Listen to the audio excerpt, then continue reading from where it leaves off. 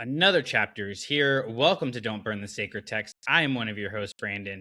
And as you can see, if you're watching on YouTube, I am not here with my co host, Lindsay. No, don't change the channel. Don't adjust your dial. Like 3 people that listen to this probably understood that reference. We are not doing the Clashing Sabers main show. This is indeed Don't Burn the Sacred Text. And I'm here with my ever present and ever committed co host. He is the man that won the crowning convocation with a rubber band and a bow tie. It's Davor. Davor. Welcome back to Don't Burn the Sacred Text, man. How you? It's been a minute since we had you on here. It has been. What was the last thing I was on for? I feel like it was like Reign of the Empire? Yeah, something. Mask of Fear. It was something that you really liked that and I couldn't remember, but I think it was Reign of the Empire Mask of Fear, because we said we're going to do that, which with the new one's coming out soon. So we'll have another installment there coming out pretty soon. So excited about that. To just kind of like bring people in, if you guys don't listen to the main show and you just listen to Don't Burn the Sacred Text, of course, what are you doing? Make sure you're subscribed and listening to all of our shows. But Davor, you're a big Star Wars books guy too. We talk Star Wars books all the time. So we normally on the main show do what are you Star Warsing? So let's mix it up a little bit today and do what are you reading, whether it's Star Wars or otherwise, that you think people would be interested in. Well, I actually, since we last recorded, I managed to make my way through Eyes Like Stars. Oh, okay. Yes. Spoiler-free review. What do you think? I'm kind of conflicted about it a little bit. Okay. Because it's like I liked it. It's a good story. I enjoyed it. I wasn't quite swept up in it the way that I was kind of expecting, because this book came out, or this book was announced, and it's branded as a Star Wars romance novel, and you know me, right? Like, Lost Stars is my favorite Star Wars book. I haven't Crash of Fate, baby. I haven't shut up at 6 years about a Crash of Fate, and so I was getting ready to just be able to get the story and be like, be totally in my feels, and be like not shutting up about this book.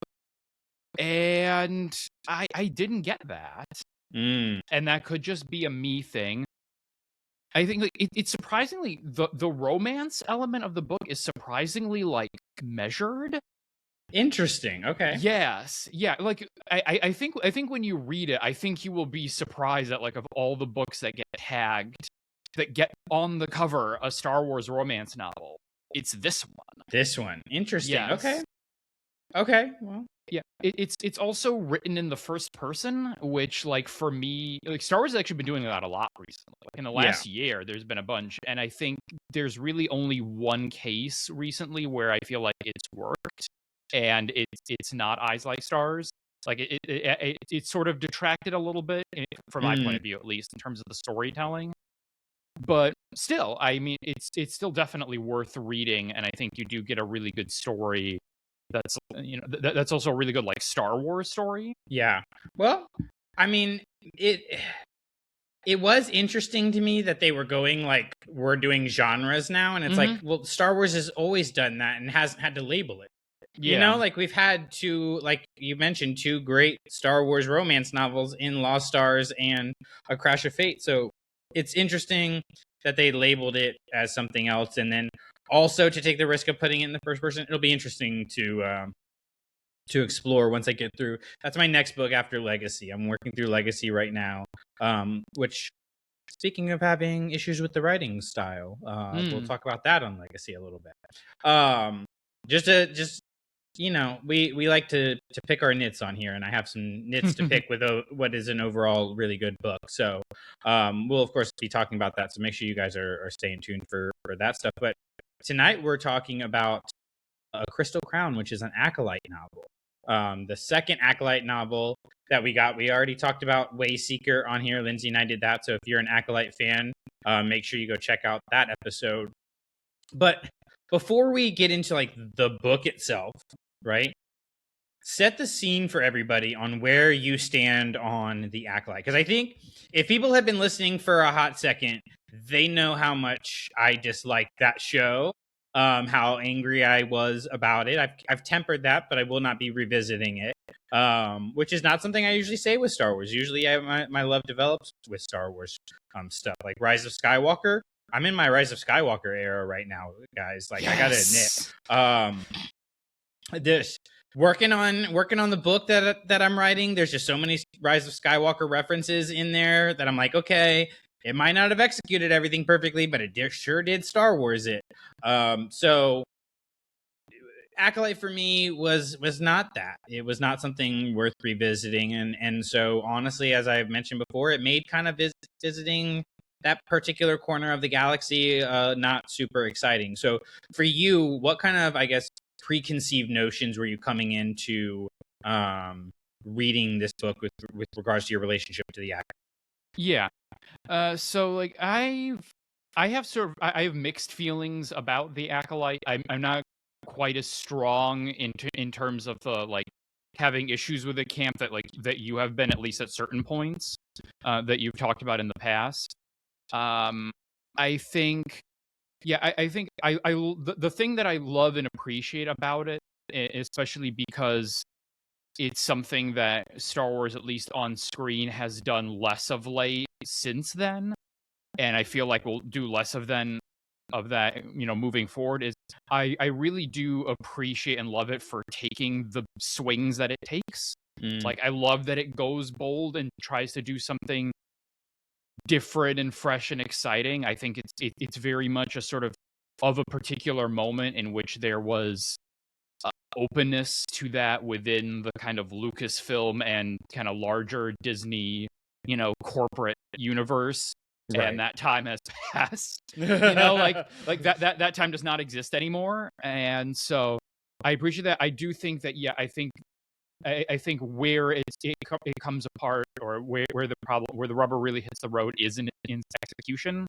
Mm-hmm. I think there are, like, I think there are issues with the story and with sort of the main protagonist. I think that is like I struggle to find compelling. I think in the bucket of big swings, it does a lot of setup towards the end without, and really roll the dice on, we're going to be able to pay off all the things that we are doing here. And obviously they did not get the opportunity.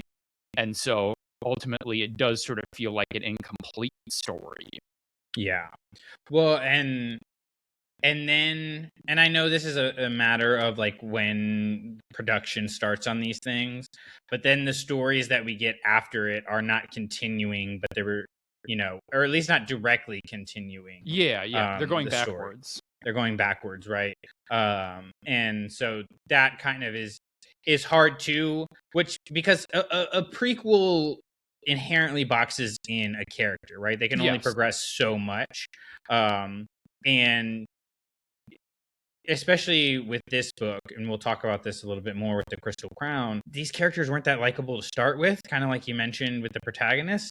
And so it's hard to like take them even further backwards and make them more unlikable. So, but that can kind of lead us into starting our discussion. And for you guys who are joining us for the first time, when we record about these books and we talk about them, we like to have our rating before we talk about the book. Then we'll have a little discussion and then see if we change our rating and re-rate at the end. So this is on a scale of 1 to 5. I guess you could give it a 0 if you want to. I don't know if we've ever given a book a 0, but if you want to be a trailblazer, you can. Crystal Crown, an Acolyte novel. What do you rate it on a scale of 1 to 5? I think for me, it's a classic 3. I think it's a down the middle in terms of, it's obviously not in the top tier of Star Wars books that we've gotten, but it's not a total dumpster fire. It neither, it neither gives you like totally like new, fresh things that you haven't seen before, like kind of expands the galaxy, but neither does it like, upset the apple cart or like throw in concepts or like do weird things. And you're like, huh, what? Like, what's that? Like, that doesn't make any sense. Like, what's like, this doesn't feel like Star Wars. It is right, for me, it is right down the middle. It is quintessentially, it's fine. It literally, it's very offensively inoffensive almost. And so that's why I give it a 2. Okay. It's not so bad that it's a 1. Like I think the ones that I've rated a 1 is like the original Battlefront novel, and like the Mace Windu novel that really pissed me off. I feel like you gave Ronin a 0. If I'm remembering listening to that review, I feel like you gave it a 0. I probably did. I think you did. So there's a good chance of that. If not, it was definitely a 1. So like there are some out there that are like, I'm looking over at my bookshelf now, that are pretty, inoffensive or pretty offensive books, and in terms of like what they either do to the Star Wars canon and or how they speak about Star Wars. This was not that. No. It was not. It didn't do anything wrong. It honestly just didn't do anything. That's it. It just didn't do anything. Like full stop. And that's part of the problem with it. I think you had these 2 characters in Yord and Jeki who were not very compelling in the show themselves. I didn't think, and so with something like Wayseeker, I'm at least excited to go visit Vernestra again, even though I was upset with what the series did with that character. I was like, okay, cool. We're getting back to Vernestra in the books. Vernestra by Justina Ireland. We're even getting back to Indara and learning a little bit more about her and stuff like that. Was like, okay, maybe this will fill in some of the gaps. This felt like it was really giving us information that we didn't really need to enhance the story of the Acolyte, which is what I have loved about the tie-in books. When we look at things like a Rebel Rising and Catalyst and what that added to Rogue One, and what Battlefront Inferno Squad adds to the video game, and all of these things, right? Like you can watch those things, you can play those games without those books, but it enhances the story so much more. I didn't feel like this enhanced the Acolyte at all, and so that felt like a letdown in that regard. Yeah, no, I see what you mean. Like it is much more sort of like a kind of classic sort of space adventure tale of like, let's take these Jedi and then here they are on this mission doing this stuff, as opposed to a book that kind of fundamentally kind of shifts how we look at a particular character. Yeah, and there's also the problem of, you gotta just call a spade a spade. This is a Hunger Games novel. It's the Hunger Games in space. It is the Hunger Games in space, yes. Like it's part Hunger Games, part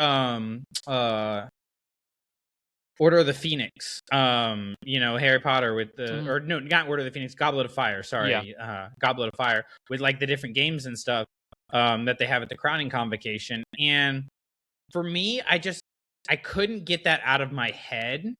Where I was like, why is this the adventure that we chose? Why are we? Star Wars has always like retold other stories, but it's retold stories that are not as modern. Seven Samurai is not as modern of a story. Fairy tales are not considered as modern. Sure, we have the Disney interpretations of them and stuff like that. Yeah. But Star Wars is supposed to harken back to the older tales, right? And this felt like, okay, we're really just remaking a story that came out when we were teenagers, so it's like 15 years old that they're still putting stories out about.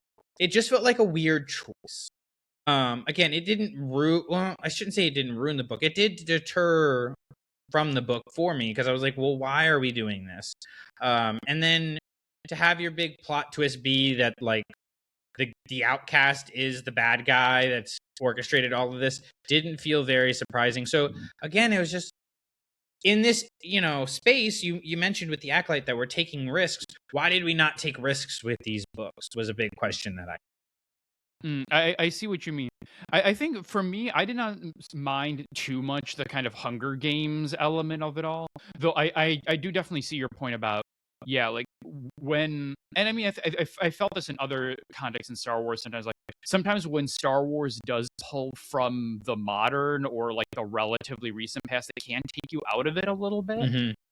Especially like in like books in the writing context, sometimes if they use like language or terminology that's like recent-ish, you can be a little bit like, oh, like that feels weird. Like that doesn't feel like it belongs here. So I totally see where you're coming from in terms of like, yeah, like it's not taking these sort of tropes and archetypes that have been in storytelling for like decades. It's taking something that, yeah, is from the 2000s and kind of remixing it and putting a Star Wars twist on it. I think for me, the thing that I had a hard time with, really just in the context of the games, is I think for a lot of it, really until maybe you do get to the end and with that reveal and all that stuff happens, everything that is happening there in the context of the games, especially in the, like your Jackie of it all, feels very bereft of stakes. Mm-hmm. Because there's like there's multiple times, like, you know, the end of the game, and then there's multiple times where like the masters and the other people on the planet are like, oh, it doesn't matter if you win, like the participation is enough to show that, like, yeah, we're involved and we care, like you don't need to actually come out on top or whatever. And I remember having the experience of like of going, of like listening to this book and then hitting some point of it, I don't know, maybe somewhere in the middle or whatever, like, you know, we're neck deep into the competition, and just all of a sudden like stopping mentally and being like, wait, what's the stakes here? Like, what? Yeah, like, wait, what? Like, because it's not what? life or death. You know, they're not killing anybody anymore. Yeah, and it doesn't which is have fine. to be life. Yeah, exactly. No, I was it just doesn't gonna have say, to be. Yeah, but it has Games, to have something. Yeah, like Hunger Games takes the most extreme version of like, yeah, like there can only be one, and like there you understand the stakes obviously very clearly, like of survival, but it doesn't need to go quite that far. And obviously there are stakes for the native kids who are participating in it, Mm-hmm. because the competition has a certain like value and like importance within their culture. But in terms of the your Jackie, like, yeah, it does sort of just feel like there's sort of like the, I just hope both teams have fun, you know? It's like, Yeah, like it's a very participation trophy. yeah. And so yeah, that kind of, as it went on the book, it's sort of like, okay, wait, hold on. Like, I think we're missing something important here. Yeah, and I feel like this should have been a book where the stakes were more clearly the internal conflict and change that was going on, and whether particularly Yord and Jecki were going to get caught in their old ways or progress forward. And that just, I didn't feel like was as strong as it could have been. You know, we had these themes like identity and the role of leadership, like with regard to like service versus power. There's looks at tradition versus change, what it means to be a Jedi, all of this stuff. And those all feel secondary to the action adventure. And I think it should have been the other way around. You know, where we really, not necessarily that this needs to be exposition heavy, but we need to spend a lot of emotional time with these characters. And instead, we spend a lot of physical time with these characters. And that, I think, is where maybe this book gets messed up more than anything. Because again, like, it doesn't do a bad job of doing the Hunger Games thing. It just doesn't have the stakes, because I think the stakes were supposed to be those thematic elements that were not built as strong. And I wonder to what extent, and I will be honest here, this might be part of me just like not liking the Acolyte, but I wonder how much here is the blame of the show and how bereft of character they were in the show versus the book itself, right? Because you can't have, you still need to have Yord be a bit of a stick in the mud by the end of the book. So you can't have him come to this revelation of like, oh my gosh, I need to stop letting other people define me and, you know, develop my own way of what it means to be a Jedi, because he's not that in the show.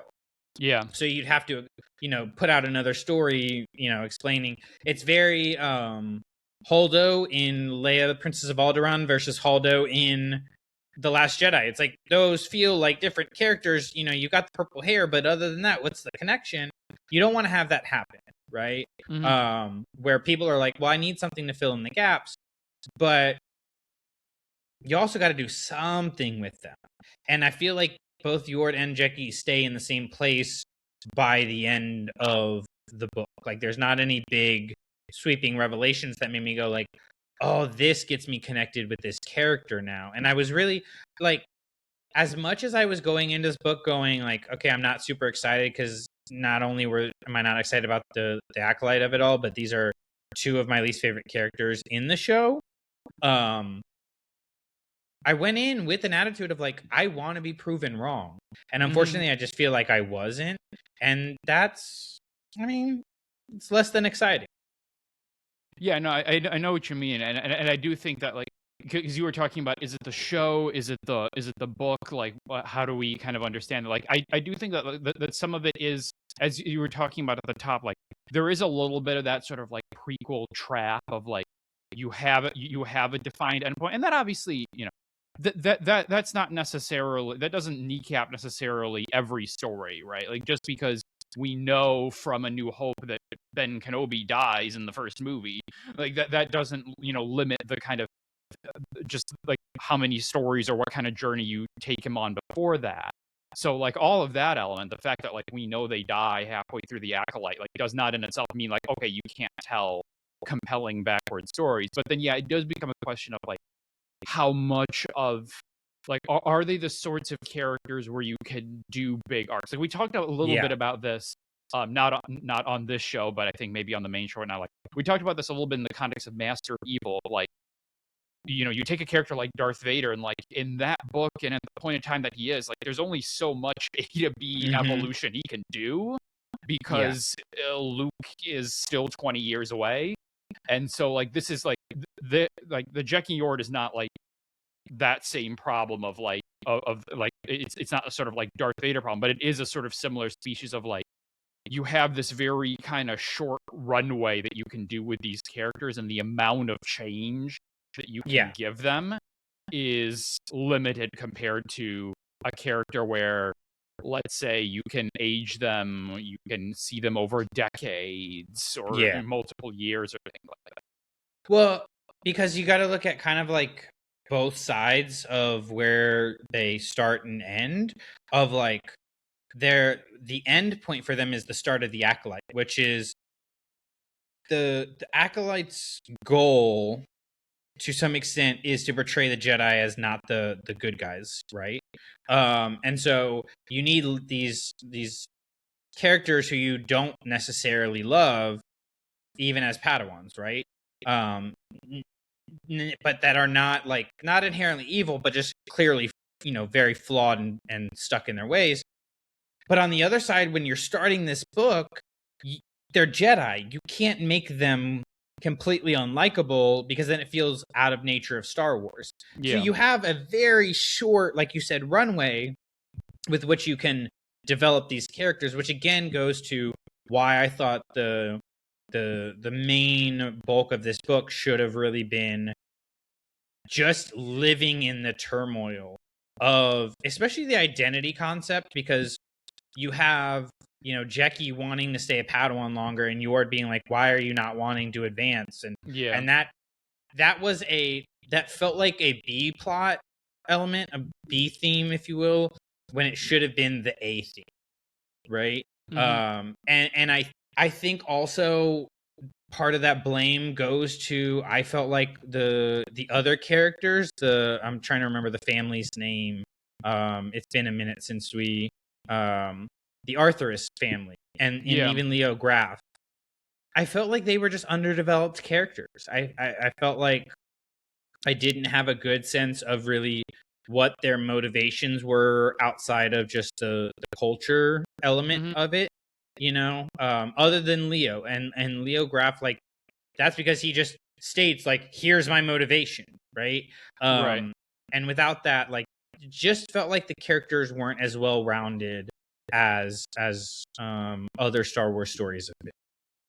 Right. Yeah, and I think there was opportunities, particularly like weaving in with the side characters, as you were talking about, like to bring in some more of the themes around, as you were saying, like growth and identity and things like that. Because like there is some of the element like with the side characters, like you have a character like Lio who's like in this position of they're an outsider to this world and this culture, and they're trying to kind of assimilate and be a part of it, but there's still that sort of gap and that distance from the kind of native population of this planet. And so like in there, like Tessa is sort of doing this story again about sort of like identity and belonging and status and all of that. And I think there's ways to flesh that out and like and kind of weave Jackie and Yord maybe more into that kind of thematic story.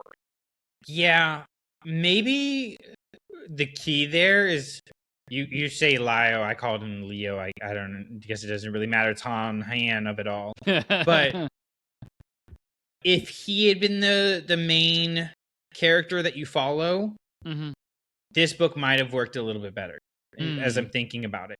Because where Tessa got kind of handcuffed is in the Yord and Jackie element of it. Right. The more that I think about it.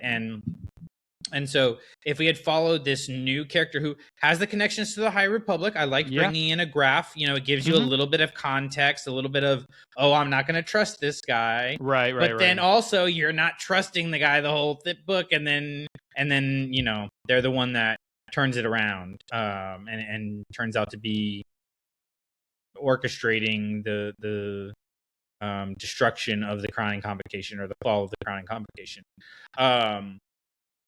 Maybe that would have brought this book to that idea of identity and belonging and how you fit into culture and who gets to define who you are, and it would have brought those to the fore a little bit more.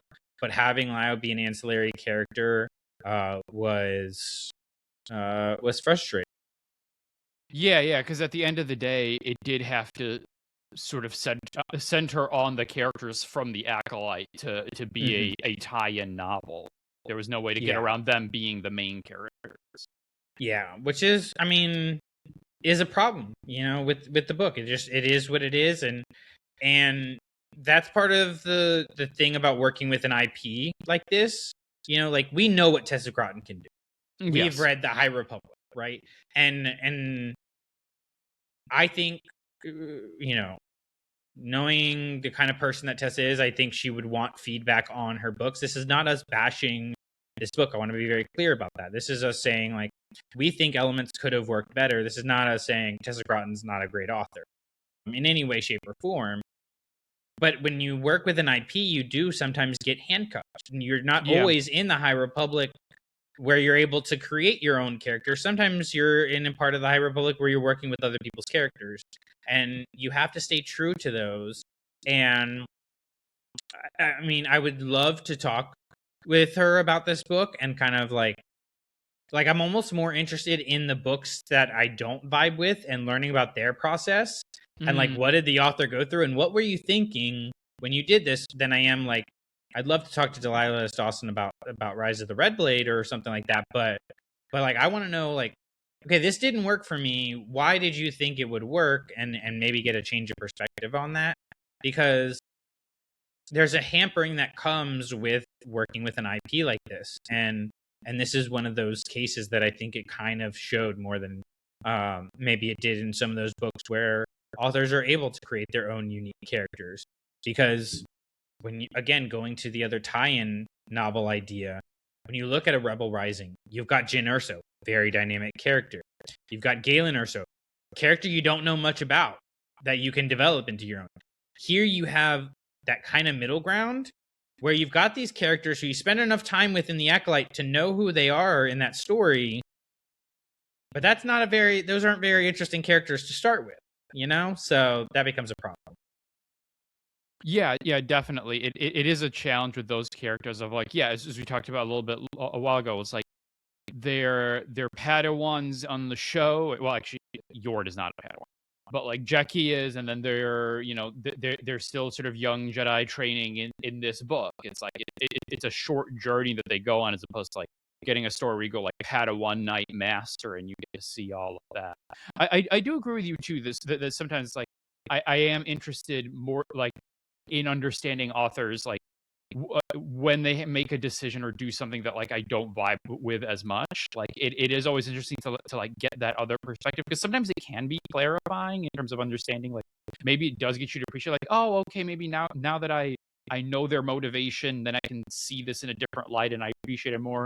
But other times it might still be like, okay, well, like I still don't really vibe with what they did, but like I kind of get it now a little bit.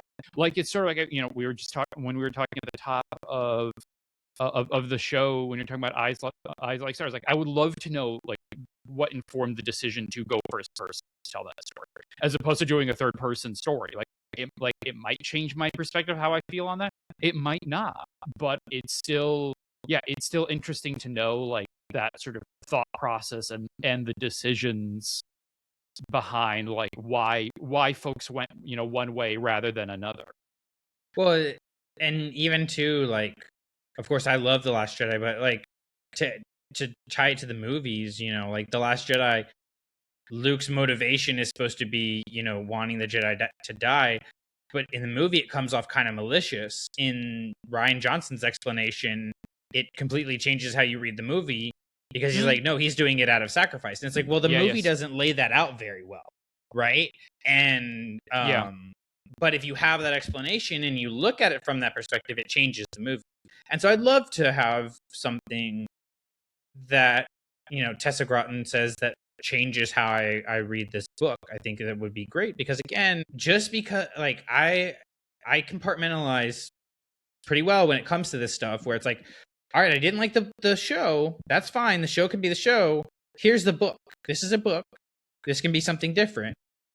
So for you, I guess, taking that, like, what could the book have done differently to win you over a little more? Like, for me, like I said before, like, maybe making Leo the lead character changes it for me.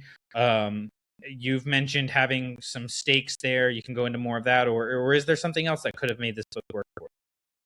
Yeah, I think maybe a big part of it does probably have to go around the central plot. Like, I do feel like if there had been more to the Jedi's participation in terms of like the win and the loss of it all, I think that would have been key. I remember because I was reading this book or read this book somewhere around the time that I was still doing I was still making my way through the X-Wing books. Mm-hmm. And I think like around the time that I read this book, I read I think it's the 9th book in the X-Wing series. It's called Starfighters. Yeah. I think I was on book 9 of 10 at that point. And it's Starfighters of Adamar. And it was interesting to I read them like pretty close. It was interesting because that book also has like a competition element as the central plot. Where Wedge and a couple of the I think like the Rogue and Wraith pilots, they have to go to this one planet, and there's like there is some sort of like, again, like sort of like competition contest thing that they have to participate in. But like they're actually like the stakes are very like high in terms like, because that's to do with like they're trying to win over this planet to the New Republic because this planet has like a particular resource or something like that, and it's like they have to participate this in a way to kind of like win over the government or something like that.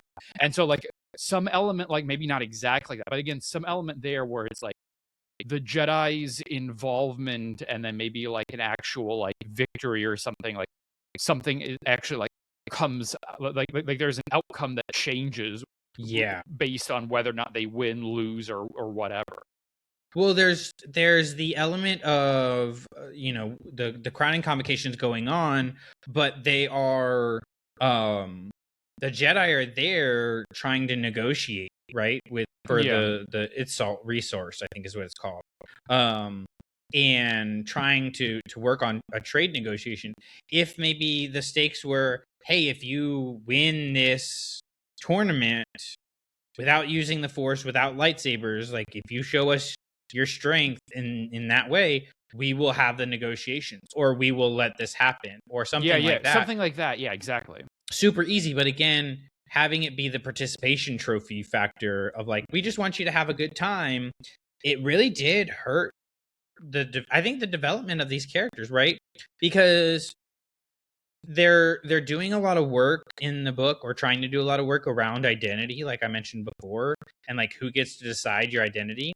And I think that putting that kind of stakes on it, where it's like, no, like people are looking, especially with like people are looking at my accomplishments, and my accomplishments are defining me, and dealing with that factor of like, either what happens when you are successful in that, does it go to your head, or what's more likely, just especially based on the plot of the book right now, they fail at that. Like, how does that hurt them, and hurt Yord in particular? I think could have been really interesting. And I wonder if that's something that was considered and maybe it felt like it changed the character too much. But I feel like you can go into what we have in the Acolyte and have Yord having these thoughts without having the change. I think the change in the story wouldn't have been like so much a character change as it would have been like a character question, right? So like looking at a successful version of that would be like Inferno Squad, right? Aiden doesn't change sides in that book. She doesn't even change her morality in that book or anything. She just starts to question.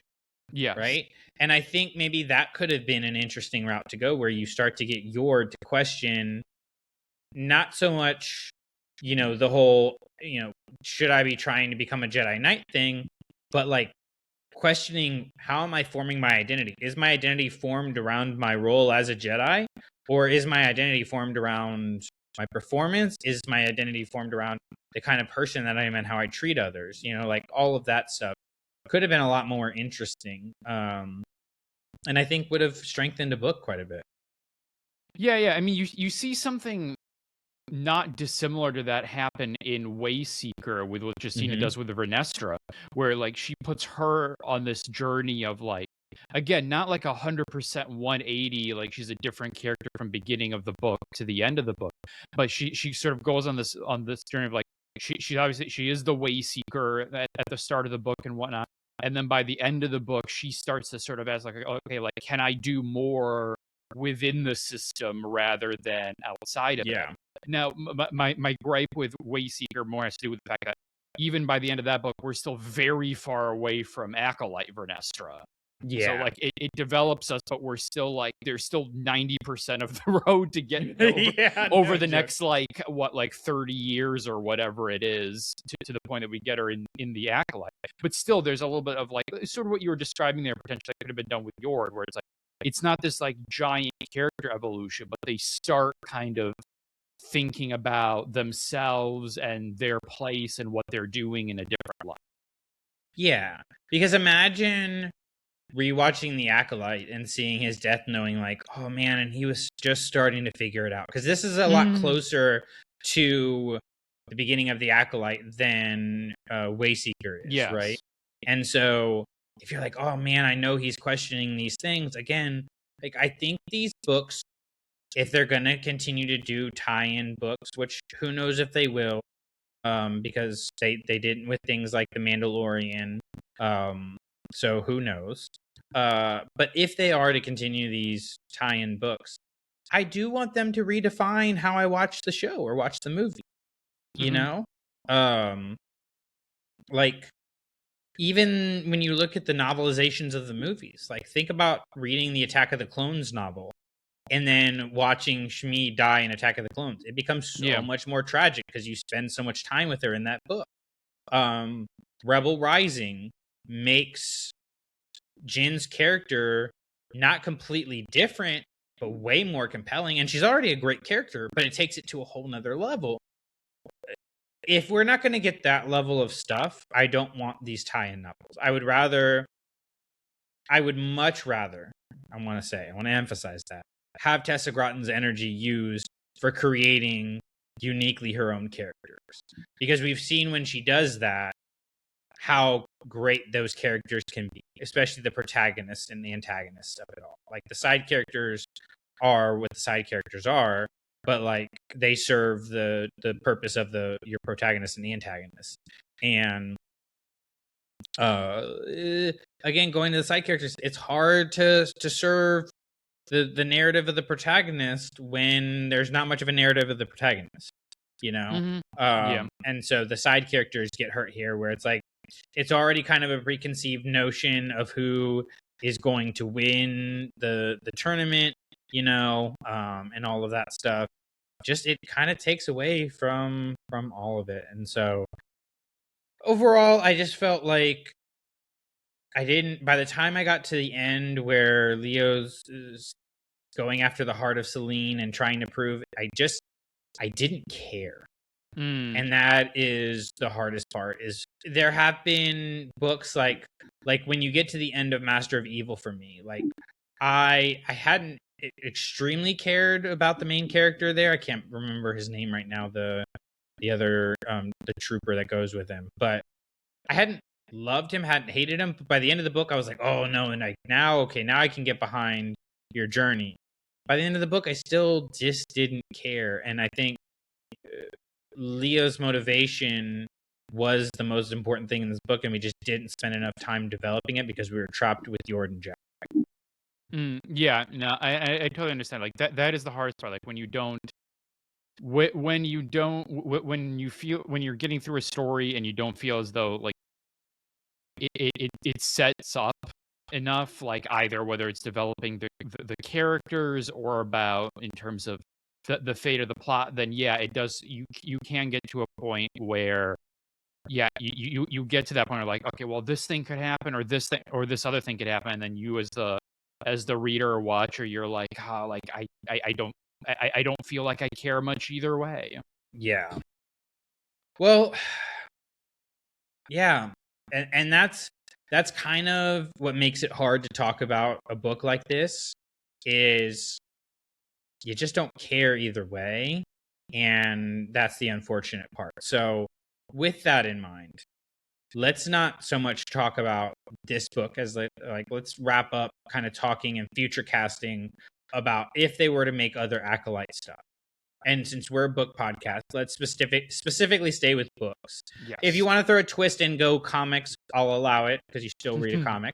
But what other Acolyte tie-in material would you like to see? I mean, the big one for me would be Chimere. I think he was the most interesting character coming out of that show for me. And I just there's so much. I mean, obviously there's things that I want to know in terms of I would like to know about him in terms of moving forward and like where his character ultimately ends up. But then there's a lot that the show, I guess now because it is only one season, but the show like sets up about his past also, whether it is the fact that he was Vernestra's apprentice, and then something happened, the fact that he was trained by Darth Plagueis, and all of that. So like, was Plagueis just there? Yeah, or was Plagueis just there? Yeah, there's so much that teases there about his past that I'm like, oh, I want to know. Yeah, like what happened between him and Vernestra? What is his relationship with the Sith? Like, where did he come from? Is Chimere even his real name? Like, what's going on there? So yeah, 100%, I would want that prequel story. Yeah, you definitely stole my answer there. But actually, I wouldn't. You said prequel. So mine would actually be the sequel. I'd like to give it more of a shot of seeing where this story could go. Because as much as I didn't like the protagonist of the show, I felt like there was enough interesting stuff. And obviously it's got the Star Wars label. I was gonna watch the season 2 if season 2 came out. But there was, with the Plagueis situation, I'd like more stuff with him in canon.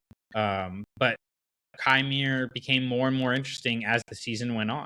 You know, starting as this dark figure that's absolute evil, and then he doesn't quite become empathetic, but he becomes relatable. Yeah. And that's where it really got interesting.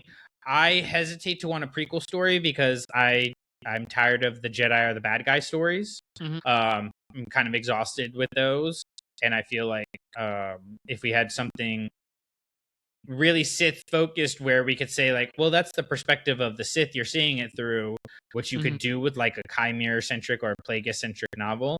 You could go like, well, that's a perspective of the Jedi, but it's not necessarily the truth of the Jedi, right? Unreliable narrator. Whereas like what we got with the Acolyte was like, no, that's just who the Jedi are. The story is saying they suck. It would have been really, really interesting. So do you have an author that you would want to write your Chimere prequel book? Oh, who would I want to do that? I'm trying to think of, would I want one of the High Republic authors to do it? while you're thinking, I'm just gonna throw mine out there because it's so for obvious for me. It's Delilah S. Dawson writing my sequel. I just think she does so great. Like dark side women in particular, or not even dark side women. I'm thinking Inquisitor, but just like strong, like brash, rebellious women. She does a really good job with. But I think just she really likes getting into the mind of these evil, twisted characters like a Phasma or in Rise of the Red Blade. Like she enjoys that experience. She's made it very clear that she enjoys that experience. I think it's great even more because she's just the kindest person ever and so giving, right? And so just knowing that she would get into that story so much, I would love to see that. So that would be my pick. She'd be a really good one to do Acolyte storytelling. I agree. I'm going to give two answers. I'm going to give one, which is a High Republic author answer, and then a non-High Republic author.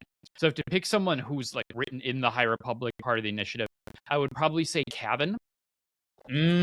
I think he could do a really good job. Like he's done a lot of stuff with like especially in the comics, he's done a lot of stuff with like horror elements and stuff like that. And I think he could do something. If I'm going non-High Republic, I'm going to say Adam Christopher. Oh, dude. Banger pick after banger pick. That's so good. Yeah. Those would be great. Man.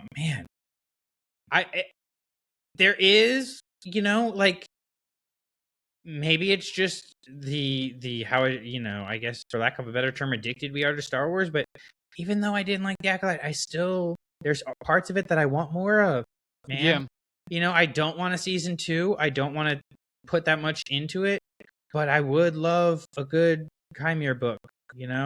I would love developing more of the witches and their culture. There is some stuff to do, which just makes it so weird that you chose the 2 least interesting characters to write a book. But that's where we ended up with the Crystal Crown. And if you hadn't read it and you listened to our review, I don't know if we convinced you to read it or not, but support Star Wars media and go give it a purchase and get around to it when you can, because it is Tessa Groton and we do want her writing more Star Wars books. I hope this isn't her swan song, because I think she has so much more to add to the galaxy, and I'd love to see her come back. So final question, and then we'll get into our final ratings. I know we kind of diverted off from the book a little bit, but this is more fun. What's a Tessa Groton story you want to see her write? Ooh. High Republic or otherwise? Yeah, High Republic or otherwise. Okay, I'm going to challenge myself a little bit more and try to go out of the High Republic, because she's only written High Republic so far. Yeah. So it'd be interesting to think about like the kind of characters she's written and like her kind of own style, and like where could that go somewhere else in Star Wars. Do you have an answer in mind? I do.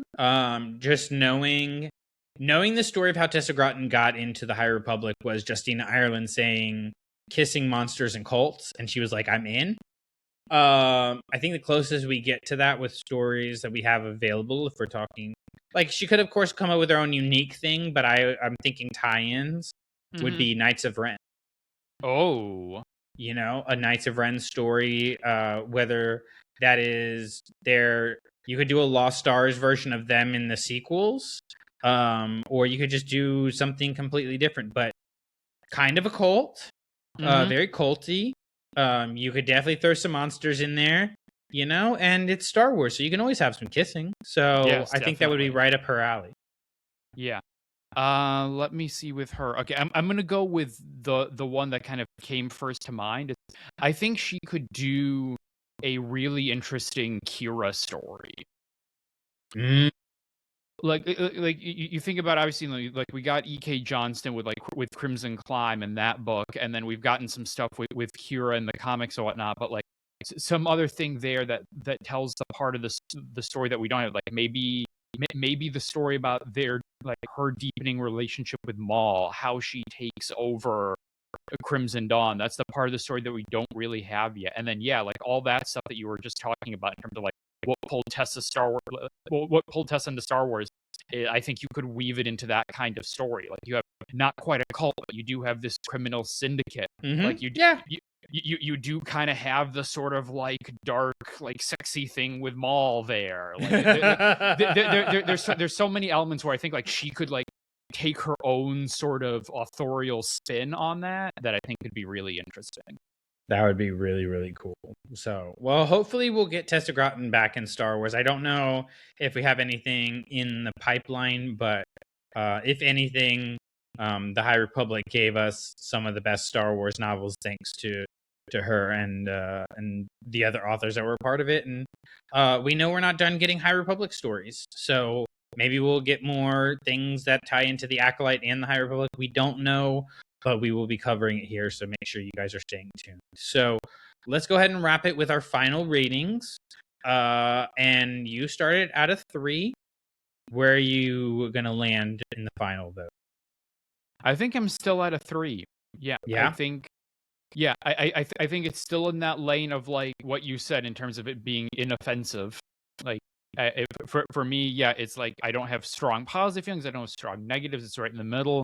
Back to your point about like how even the Star Wars that you may not vibe with overall still does things you like. I think there are still like things in this book that it does that I like. Like I like the whole sort of world of Celine that she sort of fleshes out there. Like I like whenever Star Wars goes to kind of a new, different corner of the galaxy. Like we talked a little bit about that back when we were talking about Skeleton Crew with At-Atten, the way that like okay, you go all the way to this corner of the of the galaxy and you see this whole other world and all these people in the civilization that's like nothing quite like you've seen before. And I think like we kind of get that on this world in terms of like them and like the crystals and the way that they kind of weave it into their own like bodies and stuff. Like all that is I think really interesting, that whole culture. So I really I like that element of giving us like this like eye into this new part of the galaxy. But then yeah, there are the issues that we've kind of talked about in terms of the stakes and the character development of it all that still kind of throw it into that middle lane for me. For sure. Yeah, I mean we didn't really even get into it, but the world building is really good here. For me, that's just not particularly like, I think it's important, but it's not particularly what I come to these stories for, especially in the books. Yeah.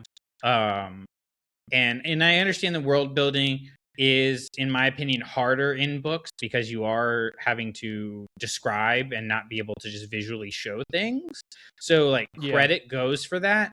But when I come to these books, I come for the characters and the character development and character story. And I felt like this let me down in that regard. That said, like my expectations were tempered with this. It was kind of a mix of, well, it's the Acolyte, but also it's Tessa Groton. So I was kind of like, who knows? And so it's not a disappointed 2 that I land at. I am going to stay at a 2. I was tempted to drop it, but I was just thinking like, again, I didn't have expectations for this book, and it makes it a little bit easier to rate, right? Where like, even though it is Mace Windu, like I was expecting a lot out of the Mace Windu book because of Shatterpoint, right? And like we've gotten a great Mace Windu book before, and then that just did what it decided to do and what it decided to say about what it means to be a Jedi, which was insane. This doesn't do anything like that, and so it's hard to be upset about it. But then again, it's hard to say I'm going to go back and revisit this book, guys. I just don't think I will. It's going to sit on my shelf. It's going to look good, and that's going to be about it. So if you guys agree with us or disagree with us, let us know in the comments, whether you're watching this on TikTok, Instagram, YouTube, or you're old school and listening on Apple Podcasts or Spotify. Like, let us know whether it's in comments. You can email us, clashingsabersnetwork@gmail.com, message us on social media or Facebook group, wherever you want to. Heck, go over to Patreon, join Patreon, message us on there, and also end up supporting our nonprofit. Put Star Wars books like this into the classrooms and schools across the country. You guys know schools are starting up. I got a ton of books in my room that are ready and waiting for school to go to. You guys just got to tell me where to send it, and we'll send people books, and that's it. You just go to clashingsabers.net, you fill out the form. It takes you about 35 seconds, and we take care of the rest. So make sure you go over there and do that, whether you join on Patreon or you go nominate a teacher, because even with stories that we don't love as much, like we still want these stories to spread, right? Like if you think about it, look at how long it took us to get around to this book. The easiest path would have been to skip this book, right, and just keep going on with future stories. But like, we love these stories so much that we wanna talk about all of them, and we want that to happen in the future. We talk on these mics so we can pass these mics on to the next generation, and that's going to happen through you guys helping us spread the story of Star Wars. So make sure you go over and do that. Davor, if people want to keep in touch with you, find out more about what you're doing, hear your thoughts on Star Wars, what and where can they find you? So on social media, you can find me over on Blue Sky at Demondum. You can find me here on the main show with Brandon, where we talk about Star Wars books, but then we also talk more generally about TV shows and movies and news and whatever might be happening in the Star Wars world at that particular moment, or just other random topics that we just think up of. And you can also listen to me as a co-host over on Space Swifties, the Star Wars and Taylor Swift podcast that I host with my wife, the one and only Meg Dowell. Awesome. Well, guys, make sure you're subscribed because, like Davor mentioned, we've got stuff coming up. There is, of course, the Ninth Jedi that just released that we'll be talking about on the next episode of Clashing Sabers. The next episode of Don't Burn the Sacred Text, we'll be looking at The Last Order. So if you haven't read that book already, make sure you go give it a read. And in the meantime, keep reading, keep writing, but whatever you do, don't burn the sacred text. I was really hoping you were going to throw in like a hi-ho there or something like that. I should have thrown in a hi-ho. Darn.